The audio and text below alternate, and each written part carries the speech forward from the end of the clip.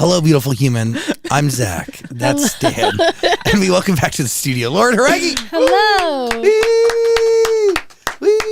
Wee. By the way, today's conversation being delivered to you by GoPuff. I love GoPuff. Try them out. Use my code ZAC10. When you're checking out, you'll save $10 off your first 2 orders. Do you GoPuff ever? What's that? Oh, it's delivery. It's like a convenience store. They have like literally whatever the fuck you want and need, and I'll get it to you like instantly. That sounds amazing. It's pretty cool. I love that. You can use my code ZAC10. ZAC10. Yeah, you'll save money. Thank you so much. You're welcome. You come here, and when you walk out, I save money. Yeah, well, you got something, right? I gave you more than just Like my Geico. words. Yeah, I appreciate it. take it and run. Any time that I can save money, like, It's a big deal, especially in this economy. It's so weird. I was actually thinking this morning, weirdly, about how much money you had, and I don't know. You were thinking about my pockets. Yeah, that's so invasively weird.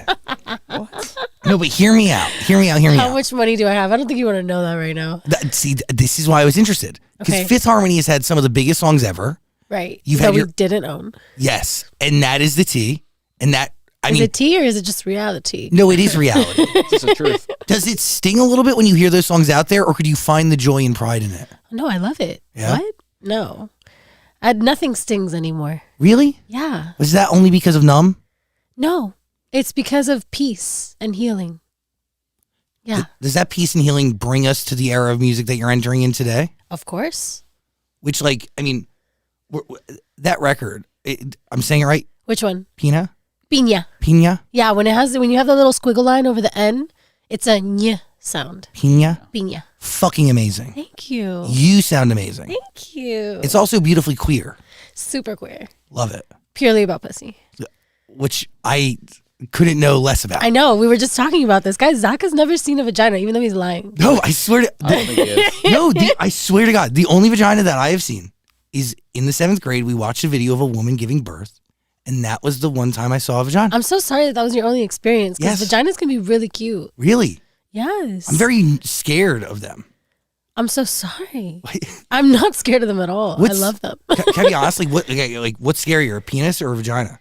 I don't think either one is scary. Like, I'm turned on by both, personally. So, like, I like them both. And I love how unique they all are, too. That is I true. think it's so cool. Have you ever seen 2 vaginas that look alike? No. Like snowflakes. It's kind beautiful. of like snowflakes. Or I've never seen penises that look Me alike either. either. I've seen more. I mean, I've seen. You see more penises than vaginas. Oh yeah, a lot of penises. So Not a if you- lot. So relative. so since I've last seen you, you're not a virgin anymore? No, still a virgin, but like, I mean, depends on how you define virginity loss, right? I know, it's so sad. Baby. I know. It's been a couple years. Like, I know. And every passing day, I just collect more dust. honestly. I become less and less of a commodity out there. I'm so sorry. My value on the streets become less You're and dwindling, less. baby. Yes, with every passing The day. chances are dwindling. I am a car that's been driven off the lot, and I got miles. You've never been driven. Sis, What are I you talking know. about? There's no mileage. No, but like there's You're some a mileage. brand new car. There's life mileage. There's no anything else mileage. So if anybody out there is looking, slide in. No, I mean I Slide don't. in. And that is like always a constant conversation. At least not constant, but like every now and then, it's like, how does one define loss of virginity, and like what is like? What is it all? Yeah, because like yes, like I've gotten intimate with people, but not. Yeah. Like, There's no penetration, is what you're saying. I mean, of my face, yes. You've had sex. Yeah, they fucked my face. You've had sex. Oh baby. my god. Is this too much? No, it's not. Thank you. Not for me, anyway. I mean, I feel like Ben is a little uncomfortable. His name's Dan. Dan. That I'm gonna wait. No, I love that. I I love woke that. up at 6:30 today. Yeah, You don't know what the worst part is that why- Dan's name is literally right in front of Dan. You guys were also on And the not only phone that, with I've me. seen Dan and met Dan many times. I mean, You know what? No, I love it. I love it. Sleep deprivation. Fuck it. wait. We're So calling why it the fuck were Ben. you up at 6:30? Because this don't happen for free. Wait.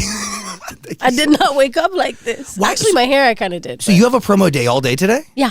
Holy shit! Does a day like this Does it ever get old, or is it still new and fresh because it's your own shit? That Yeah, you're it's still talking new about? and fresh because of that. For me, I love getting to talk and interact about my own music. So Well, you should, because I have fun, I mean we've been talking. especially with y'all. I always have fun with you guys. I mean, thank I you. mean, we haven't even talked about music. We're just talking about vaginas.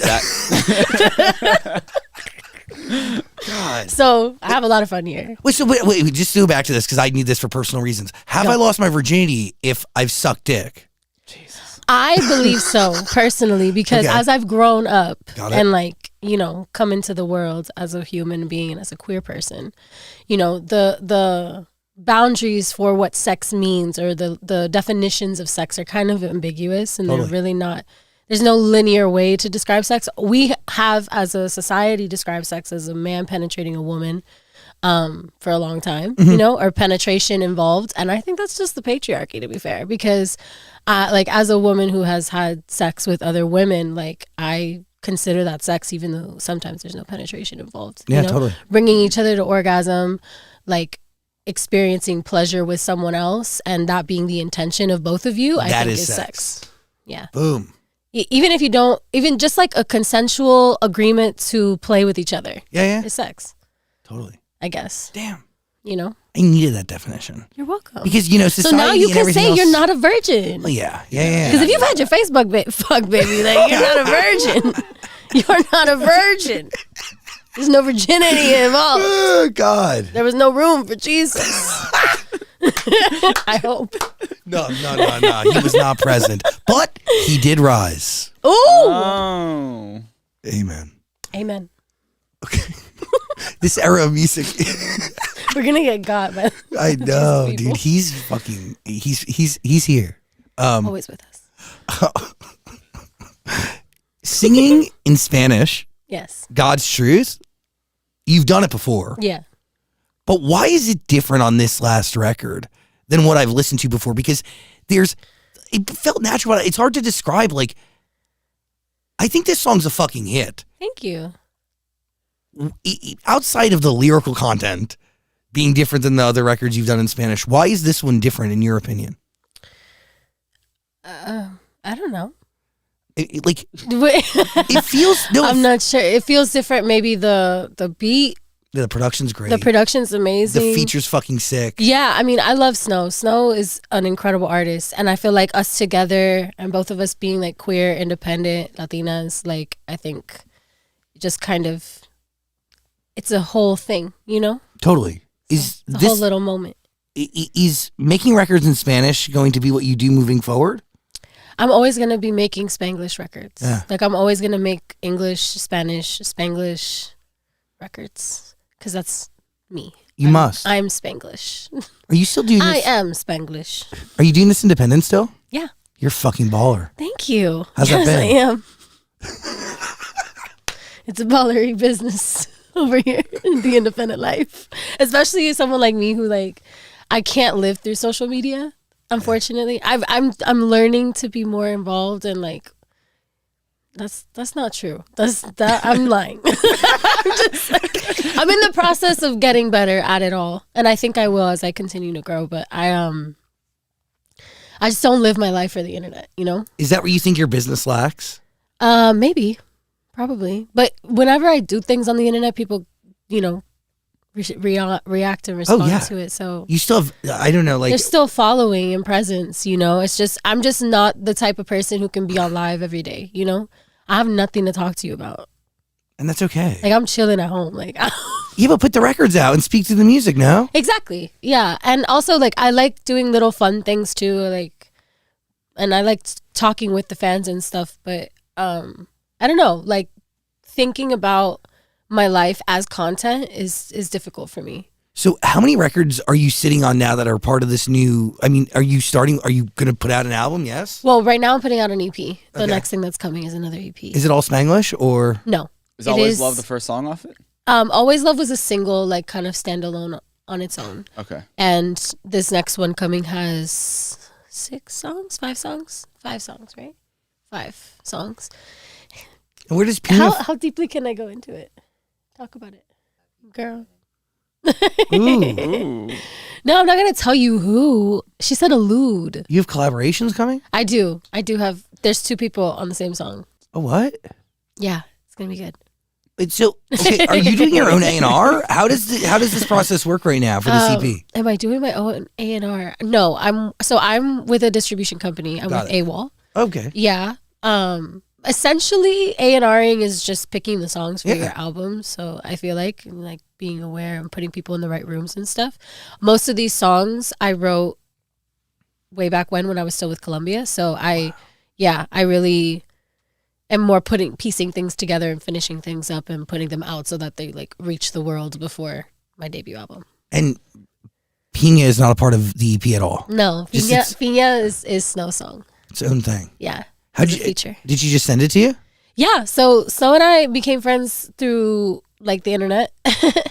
And yeah, we started hanging out like just friendship wise, and then she sent me the song and was like, I feel like you would be really good on this. And I was like, I fucking love this. And I literally I wrote my verse and then I went over her place and I recorded it. And boom. Yeah. But these songs are going to be on the EP you've done years ago. Years ago. Did you not release them on purpose because you were with Columbia? You're like, I'm going to hold these off till they're my own. I mean, okay, how do I talk about this? No, it's not even a bad situation. It was just that we had creative differences. I feel like the more executive people over there, like what they wanted me to be versus what I wanted to be, which is just like a through line story in this industry, is just like people really love to mold artists to be what they feel is sellable and marketable, which I don't blame them for because evidently they're a business, you know. But I'm an artist, so I'm really emotionally attached to my shit, and you know, I'm sensitive about my shit. So yeah, I think that I held on to music because I wasn't releasing music. They didn't feel the songs that needed to come out, so they weren't coming out. But now I have the freedom to just express myself and release whatever I want because it's, you know, evident. Also, AWOL also has a say in everything, but the partnership is different because they trust my creative integrity, you know? Well, does the emotional attachment to these songs grow because they've been sitting around for now years? Right. I guess. I think just, I feel emotional attachment to all my songs because they come from an emotional place usually, but I don't feel like it grows or lessens, you know? It's just kind of a constant feeling for all the songs. They're like my babies, you know? They're like extensions of my psyche. There is a theory that like if you can make a song and hold it for years and years and years and it still sounds great, all that time later, yeah, it could be a timeless classic record. Yeah. Are you hearing that in the records that you're sitting on? They're classic to me. Well, correct me if I'm wrong. It's literally been 3 to 4 years, right? Yeah. It's been 4 years since. Holy shit. Maybe 5 now. Damn. I think this is the 5th year. That's crazy. Right? It's been a roller coaster. And you're just going to get around to releasing them now. A debut album, yeah. Holy shit. Well, that's later. But yeah, these songs are just going to come out now. Well, since 2018. 2019, I wrote these songs. When did Prelude come out? Prelude came out 2021, November. Okay. Were those songs from this era too, or were those songs? Yeah, they're all from the same era. Gotcha. Yeah. Okay. And when are you making... I could play y'all some stuff. Fuck yeah. Afterwards. When are you starting to make new stuff? That's next. Because I've been in the studio maybe 3 or 4 times since the pandemic hit. Really? Yeah. That's it? That's it. Shit. I have not been in the studio because I've just been working on all of this other stuff and also like there's a lot of space and time between contracts and moving around and stuff. Totally. That's kind of idle time because there's not really a lot you can do without the investment as far as like recording music goes. Well, personally for me, because I don't have like a studio set up. I don't really know how to produce by myself and stuff yet. So you need people. And when you need people, you need money. Yeah. So yeah, it's just like the process has been a process. But when I come back from tour in South America is when I'm going to intentionally get in like with the people I want to work with and be like, okay, we're working on an album and we have like 3 months to work on this album. Fuck yeah. You know? Will you do that independent still? Yeah. Hell yeah. Yeah. I'm sticking to independence as long as is necessary. I feel like for me, independence is first of all about ownership. It's about making sure that I, as the creator of the intellectual property, am the owner of the intellectual property of the music that I make and create, and my legacy essentially, because I feel like our music is our legacy. Oh, it's a pure attachment of who you are. Exactly. And in some cases, like an extension of your diary and like your really spirit captures you in that moment. Exactly. At least that's what art is to me. Yeah. You know, so that's how I choose to move through my artistry in this industry. So ownership is really important to me, and also creative freedom, being able to express myself however it is that it comes out of me and not have to pressure myself, into meeting a specific image or version of myself that is quote unquote marketable. Even though, of course, that is a part of the process, you know, to be intelligent and to move intelligently in this industry. I always wanted to feel organic, and I always wanted to be genuine and from my own spirit, not because like a boardroom of white men like told me this is who I need to be in order to make them money, you know? And obviously that comes from what you went through before, and also learning, and also knowing exactly who you are as an artist and what you want to portray out to the world, right? Yeah, us knowing myself, and also allowing myself the grace of the process of getting to know myself instead of needing to like fit myself into something, again, for someone else's bottom line in a certain amount of time. Like I'm just able to create from an organic space, and I'm also able to move from an organic space. Like what song do I want to put out that I feel people will connect with, you know? Did you feel like you got to know yourself at all during your years in Fifth Harmony? Or was it just paused? I think it was a mix of both, to be honest. Because in a lot of ways, I got to know parts of myself that I was asleep to. And that I feel like had to be triggered by those experiences in order for me to grow into the woman that I am today. Into like as conscious as I am, as aware as I am, as patient as I am, as grounded. Like I had to learn and like how disconnected from my ego I am too, and like my ability to understand things from a larger perspective instead of just a narrow my perspective. I think that even though granted there's always ego involved in the creation of art, because you have to have some sort of ego in order to even think you're worthy of creating. Oh, fuck yeah. Yeah, like anybody gives a shit about what you're going through. Exactly. There's some ego involved in that, but also the separation and detachment from the hoopla of it all, because there was a lot of hoopla going on and my spirit wasn't feeling that, you know, because I was numb. I was very numb during that time of my life. And so I appreciate the vibrancy of the colors around me in a way that I wouldn't have been able to. That's beautiful. Yeah. It really does break my heart, though, that you guys didn't get your share of the art. And I mean, can you correct me if I'm wrong? Like when those songs play, do you get any royalty? Is the answer no? I mean, like, it's not gonna pay my rent. No. Yeah. You know what I mean? But the reality is those songs are making somebody a lot of fucking money. I mean, of course, they're hit songs. Oh yeah, and they're fucking you know what? everywhere. The songwriters and you know the producers, they all make money off of it too, which is they gotta eat too. You know? Yeah, of course. You know, it is what it is. I'm not attached to making a fortune off of what we created. You know, because that's not what it was for me. It wasn't what it was while I was in it, and it's not what it is. What was for you while you were in it? When I was in it, it was the vehicle that God gave me. Yeah. You know, it wasn't chosen by me. It wasn't something that I would have done independently. I would not have chosen to be in a girl group. I was actually praying against it during boot camp because I knew they were trying to create a girl group. I knew that was on the agenda.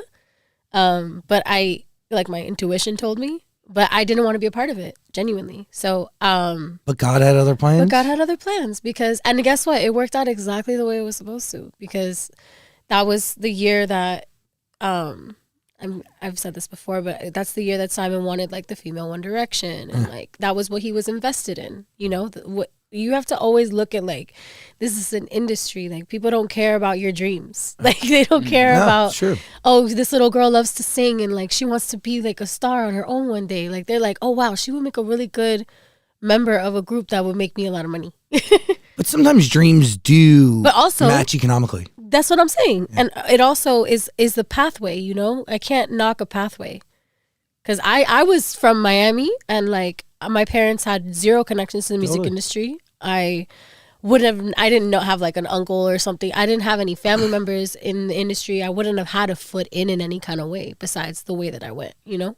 I would have had to go through all of the hustle and struggle of like moving out to Los Angeles by myself and trying to make a music career on my own, and hoping that I meet somebody somewhere that's going to get me into a room. You know what I'm saying? Like, that pathway is a lot more difficult because a lot of the music industry is nepotism, you know? Oh my God, It's people who have connections, whose parents are in the music industry, or in the acting industry or in the entertainment industry somehow. And now it's the luck of the internet, which is even... Well, yeah, now, yeah, back then when I was 16, that wasn't the case. But now, yeah, anybody can put their skills and talent out there, and, you know, with a good enough strategy, you can make it, you know, and good enough content and quality music, you know, that's the point. But like I said, the pathway is really what matters, is that it was like going to college for the music industry without going to college. Oh, 100%. You know? Yeah, that is true. And you learn the most. Yeah. You do grow, even though you maybe can't tell in the moment. Right. And I mean, I'm a teenager in the moment, you know? Yeah. What teenager knows that they're growing? No. You don't.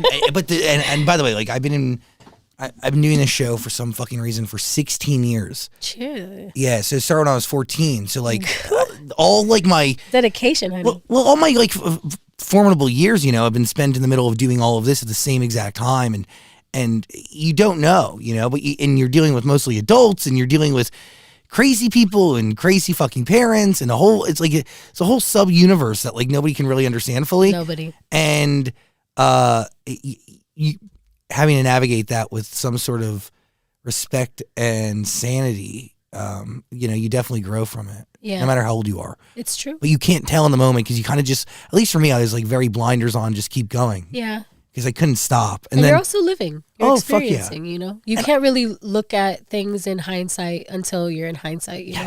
And like at the time, like you're young, like at least for me, like I had crazy adrenaline plus like this ridiculous blind naivete. Like I didn't give a fuck. But that's what allowed your dreams to come true too. Fuck yes. You know? Totally. So it's like you gotta have grace for your younger self for being able to tap into that naivete as it was necessary for you to be as delusional as possible to achieve your dream, you know? Yes. I made $12,000 a year for so many years doing this radio show for like the first 10 years. Like, it was crazy. That's crazy. So this is an EP that comes from your past.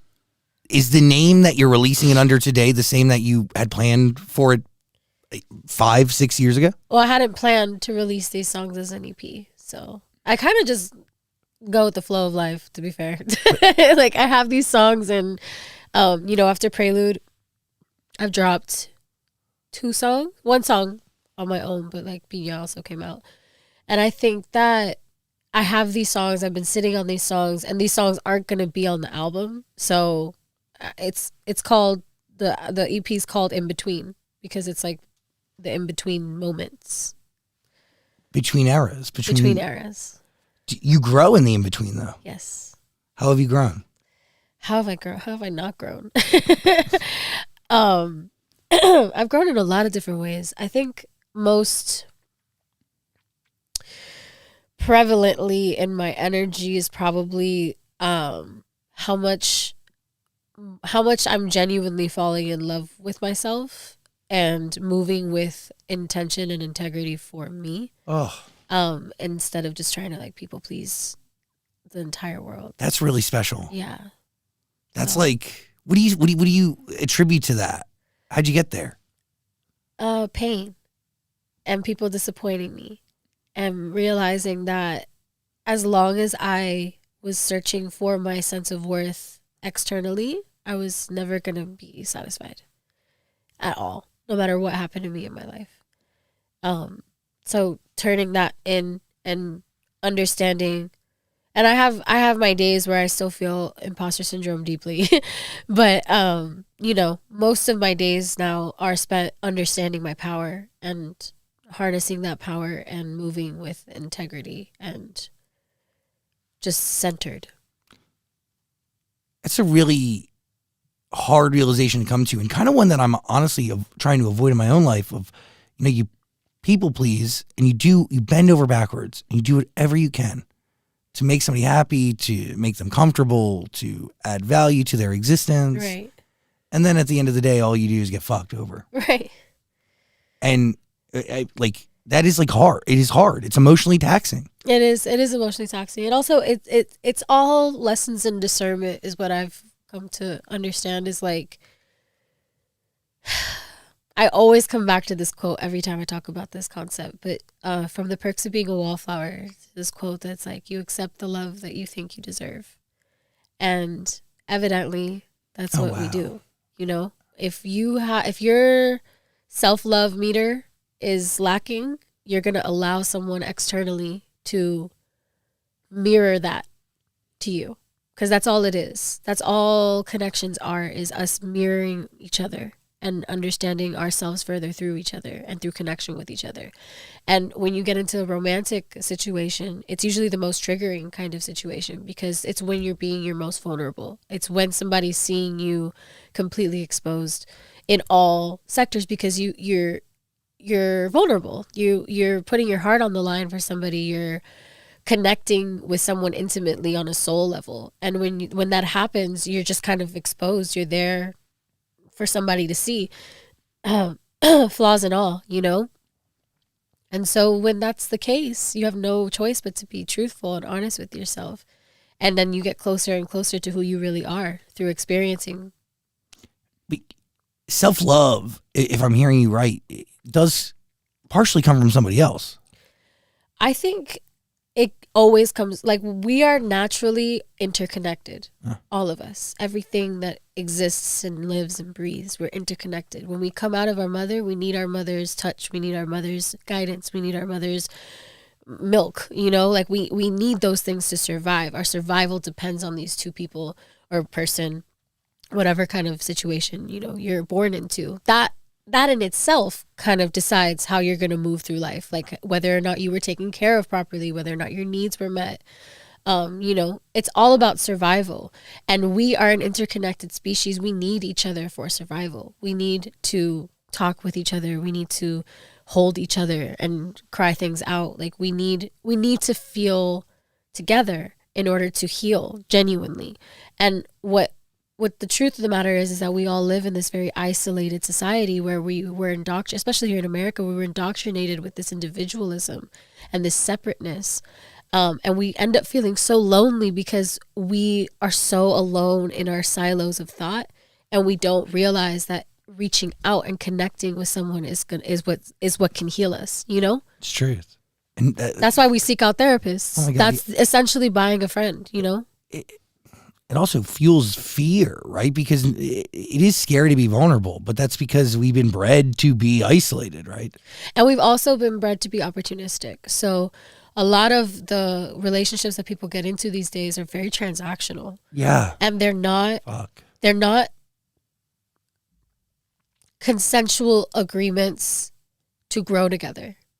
And that's the only healthy relationship you'll ever be in with yourself or anyone else, is an intentional, consensual agreement to grow together and to understand that you're not going to stay the same, and that you're both your own people who have your own needs and fears and wounds that are going to come up in front of each other, you know?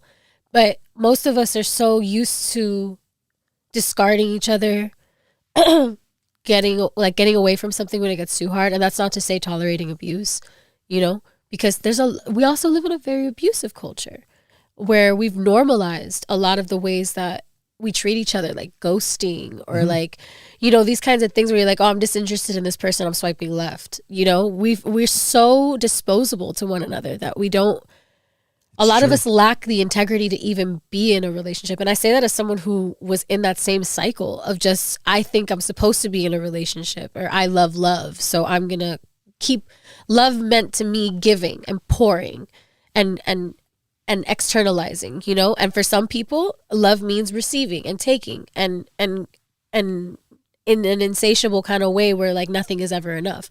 So if you get those two people meeting, you get these codependent relationships that are all around us, these transactional codependent relationships. And then it makes everything seem really grim, you know? It makes it seem like nobody cares about each other. It makes it seem like, you know, nobody wants real love, but actually everyone is striving for that genuinely, but are unable to find it because they don't see the ways that they need to tap in with themselves or pull up more or release things that are holding them back from receiving love, you know, or believing they're deserving of it even.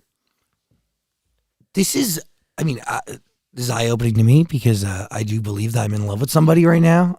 I do not know. Right. What makes you feel love? A couple different things. What makes me feel love from them, or believe that I'm in love with them? Yeah, when you say you're in love with them, like what comes up for you that would separate what you feel for them from what you feel for like a friend of yours? Or... first thing is like, besides sexual attraction, reprioritizing anything and everything, no matter what it is. Okay. Like if they need me right now in this conversation, you're gonna figure it out. Deuces. That could be unhealthy. I know. There's a reprioritization thing that like and maybe that's not good, but I don't know. Codependency, baby. Is it codependency? Look it up. If you feel like you can't do your own shit without, oh no, I do. Yeah. But if they need me right now, well, if they need you, they will understand. Sorry. If they need you and they love you, they will be able to understand when you're unavailable to them. No, and they do. They do. Then you're good. But like there was an emergency one time and I was in the middle of a meeting, and to be honest, like if Dan was like, it's an emergency right now, I don't know if I'd like stop this meeting that I cared about to like go and call you. No offense. I wouldn't call you in the first place. But so, like, we don't worry about that one. They hit me with an emergency and I stopped everything and I was like, sorry, I got to take this. And right. like, I don't think I would do that for somebody else. I was like, there's a bunch of other stuff. Just like deep care. Oh, the most care. Yeah. And I think that shit can affect your life negatively. And I want the best for them. It can and it can't. It just depends how the person receives it and uses it, you know? That's the tea. Because if they use it against you and they wield it as a power over you. No, because I have unhealthy. Ooh, nice. That could go viral on the TikTok. There you go. Use that as a sound. Take it. Is all of this what inspired the song Trust Issues? Yes, essentially. Okay. Yeah.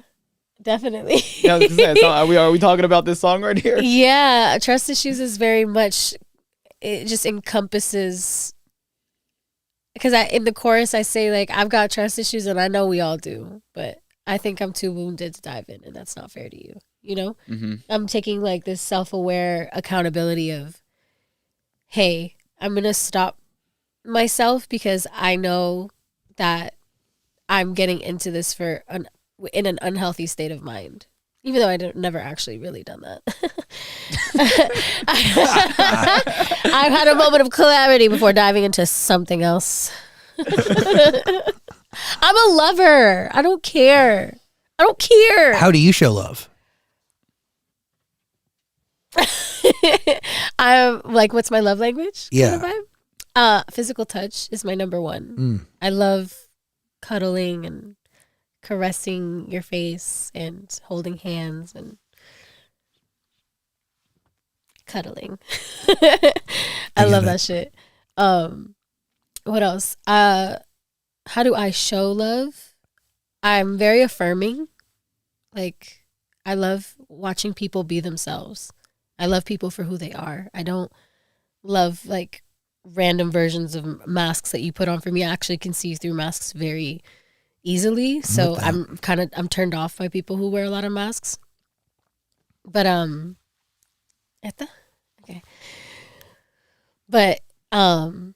yeah, I'm very affirming to who you are and what you love, and very supportive and like giving of my attention and time, quality time. I love intentionally spending time with people and getting to know people and just loving who they really are. When's your birthday?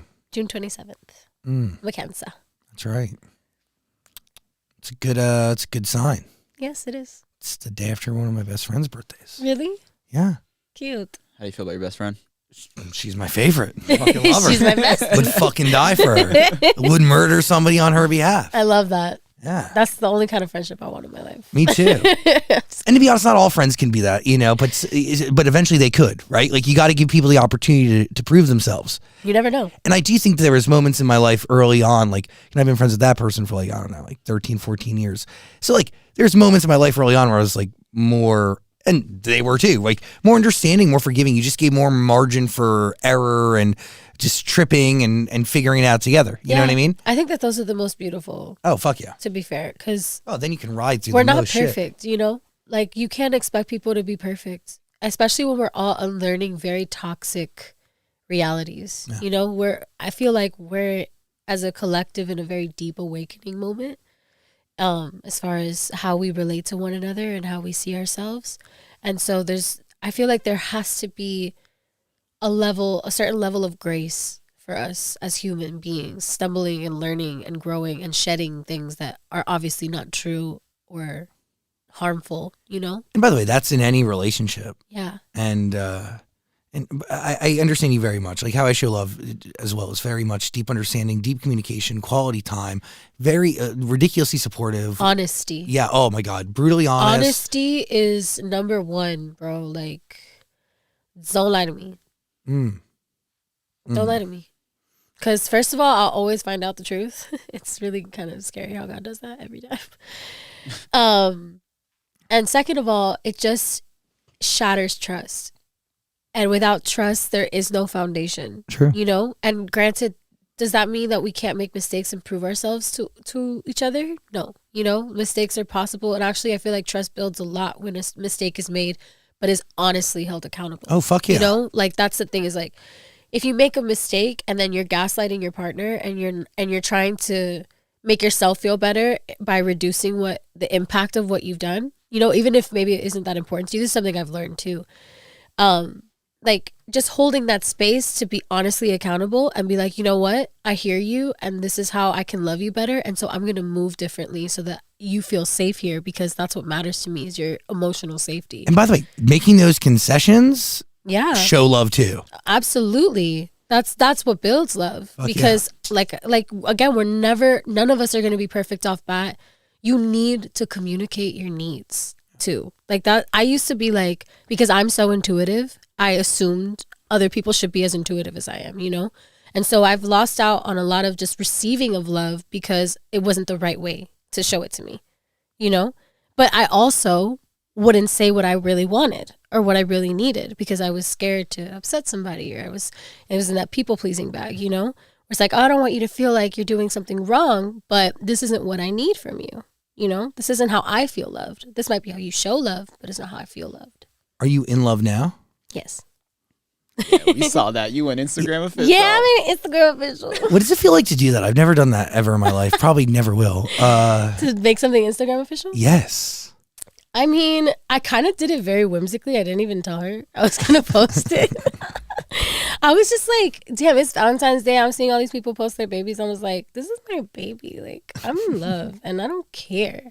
How long have you been together? How long have you been together? We've been together like a year. Beautiful. Yeah. That's the right time to go Instagram. I think so too. It's like, we've gotten to know each other so much and we have grown through so much. And I don't know. I feel, obviously the layer of fame is like a whole thing, you know? But it's so beyond that. I think the reason I keep my private life private for the most part is because people are so invasive and projecting. Like people love, especially like people who say they're fans.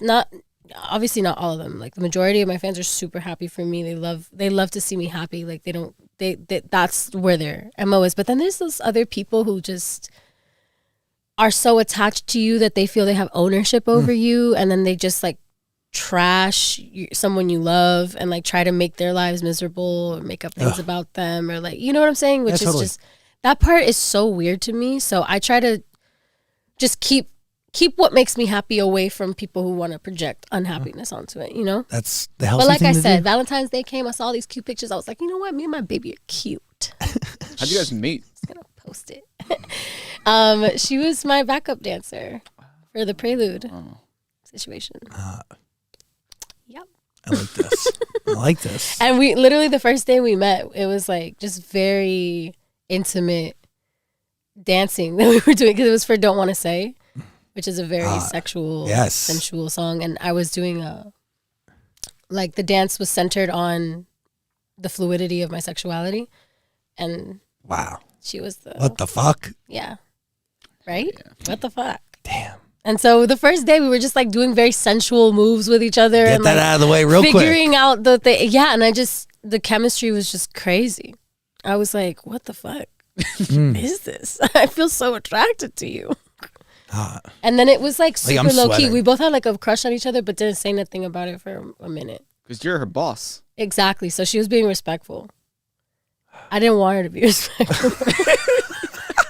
Just respect me. Yeah, or like, you know, because I like when people make the first move, but I also understood the power dynamics of it. So I understood why she didn't do that. I get it. But I did. Has that affected you guys?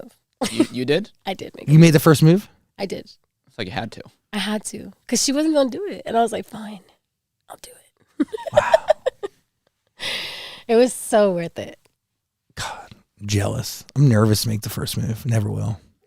I just kind of got to a point where I was like, the butterflies that I feel in my stomach anytime that you're around me, You got to do it. I got to do something about it to release it, because what am I going to do? Sit on these feelings? Like, no, I can't do that. I have to say something, because I can't even continue a friendship without vocalizing how I feel. You know? And you don't even really know the feelings are necessarily valid until you make that first move, right? Exactly. Because that's another thing about this whole queer experience, right?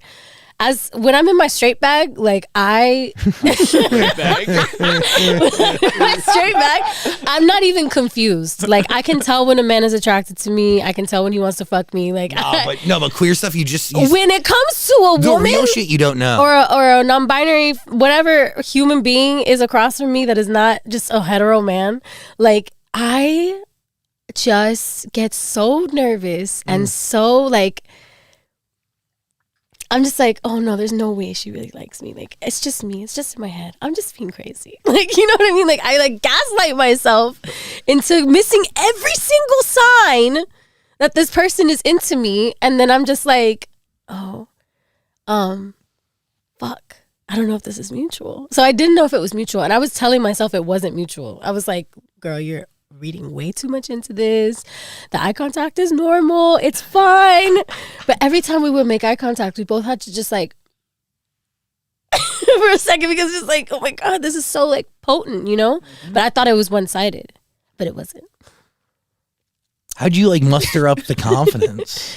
I invited her to come over for like to hang out with me, and we made dinner together and stuff. And it was a date in my head, but she didn't know it was a date. She thought we were hanging out just casually. So she ended up leaving hella early. And I was like, bitch, I wore a bra. Like, what? I never wear bras. She left like really early, and I was like, Jesus. But when she left, I was like, I couldn't breathe. Like, the tension was so intense for me. So I like sat down on my couch and like breathed it out for a few minutes. I was like literally minutes, like 5 minutes of deep breathing, like to calm my energy down. And then I was like, fuck it, I'm going to text her. I'm just going to tell her I like her. So I sent her this like really long little cute ass message. And she was like, what? Damn. And then, yeah. And the rest is history. The rest is literally history. Because actually that happened right before I left back to Miami. So we were here in LA, and it was right before I left back to Miami, because I was living in Miami at the time. So I had like 3 months still of my lease in Miami. So it was like the day before I left was when I texted her and was like, this is how I feel. And she was like, what the fuck? Damn. I feel the same way. I was like, what? So yeah, we had 3 months in between. And now what's the situation? Now we see each other when we can. Beautiful. Yeah. We're both very busy people, but when we take our time and are intentional with each other when we can be. Special. Mm-hmm. Are you excited to get back into the studio to write music about the love that you're experiencing today? Yeah. I mean, I draw from a lot of different things when I'm writing, but I've written poems, and this bitch has so much coming out of me. Yeah. The art is definitely out here. I'm very inspired. Do any of the songs on this EP take on new meaning today than when you wrote them originally? Yes, always. Always. The songs always enter my life in new moments. Like, always. By the way, you can listen to that EP and all of Lauren Jauregui's music on Amazon Music. We're going to put a link in the description below. Yes. What are you thinking? Is it hard? Oh, what are you going to say? I just like click it. Oh, click it. Telling them to Click it. click the link. Tap it. What's it like releasing a breakup song like 3 years after your breakup? Like, always about you and Ty splitting, right? Yeah, it was, yeah. And yeah, that's like, it was long afterwards. It was long afterwards. It was so interesting, actually, because the song is still very relevant throughout. Like I said, it transcended the relationship, because I had been in relationships since Ty as well, where the feeling was still very much that song, you know, where I like, if I've ever loved you, I still love you. That's just who I am. Like, if I've ever given you love, that was yours to have, and I meant it, you know? and it's with you forever. Like you'll always have that piece of me, I'll always have that piece of you. So that song I feel like transcended the relationship for in a lot of ways, and it also reignited a friendship between us. So sick. Yeah, that's cool. Yeah, he's a really cool human. I've only met him once with you. You introduced me. That is true. Huh? Yeah. I mean, that is that like the hope in a lot of relationships that like once you guys break up, there could be a friendship at the end of the tunnel? Yeah, I don't think it's possible always. Totally. You know, because of different levels of intimacy, different ways that people move after the fact, you know? Like, it's just important to know, to have boundaries and to be, you know, clear about what y'all are. But yeah, I think ideally, if I ever loved you, I would like to, like, we're friends, like we're good, we're cool, like we don't have beef with each other and like hate each other secretly or like talk shit about each other. Like I don't like that. And sometimes that takes time. Yeah, it does take time. It also takes a hell of a lot of maturity. Yes, it takes a lot of maturity. It takes a lot of disassembling of ego, you know, to understand like, okay, maybe this person hurt me at the time, but also how have I grown since, and where was it that I was not my best version of self? That we were just trying to like love each other through wounds, you know? Truth. But the intention was always love. Love each other through wounds. Oh my God. Yes.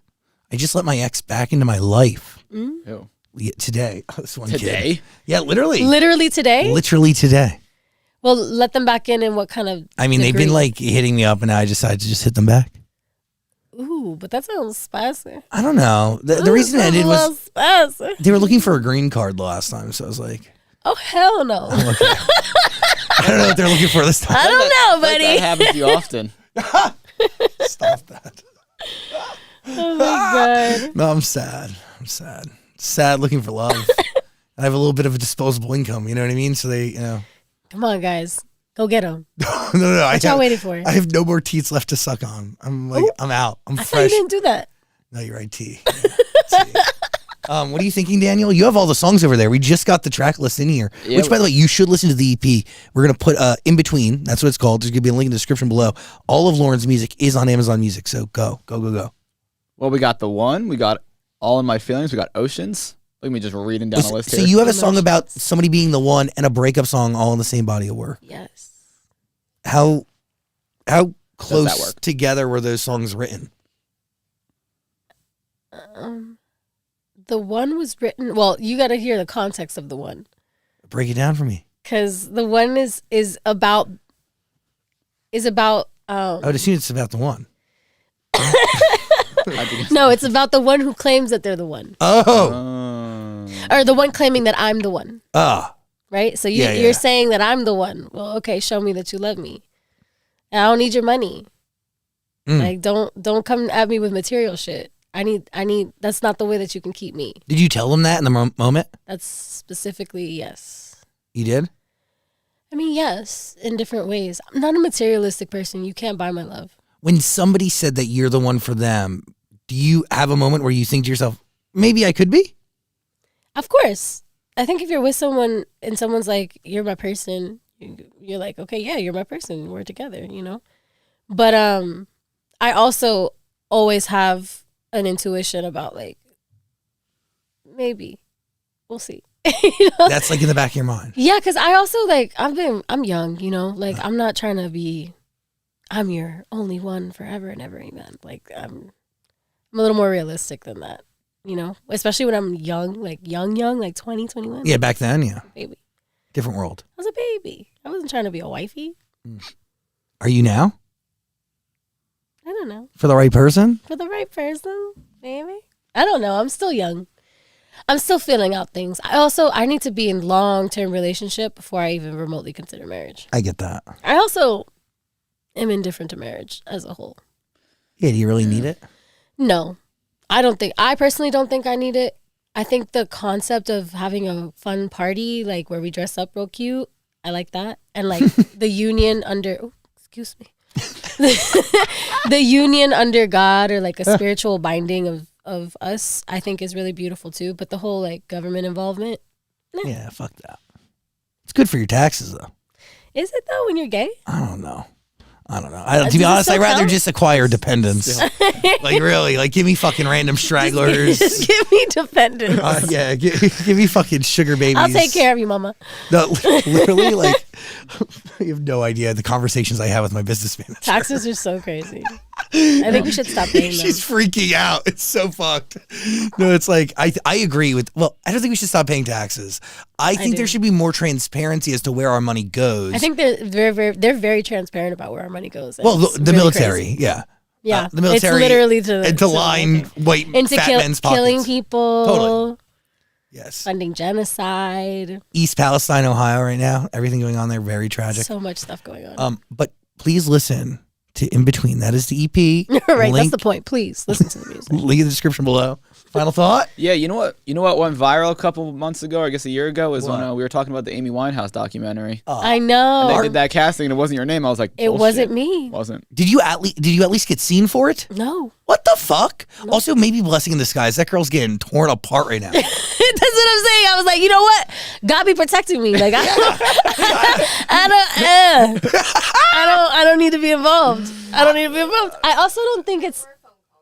There were phone calls. Oh, cool. Oh. There were phone calls. I think at the same time as you. Yeah, there were phone calls, but I'm not British is the first thing. They wanted someone like authentically Oh, you can British. put an accent. Of course. That's fucking offensive. I'm so sorry. I could. And if I sat long enough with somebody, like if I sat and listened to her, like I'm really good at mimicking things. So I could do that. But I feel like everything has to be tasteful too, you know? And the way things move are the way things are meant to move always. So if I'm being, I asked God, I was like, if it's meant for me, bring it to me. If it's not, no, whatever. Then it's not for me. So that's the right way to be. Yeah, that's how I look at things now. A lot less disappointment. No expectations? Yeah, no expectations. Healthy. You feel me? Oh, fuck yeah. Right listen to In Between. Link in the description below. Listen to all Lauren's music too on Amazon Music. I really appreciate you. Of course. Thanks for being here, Lauren. Of course. Thank you for having me. Lauren Jauregui, everybody.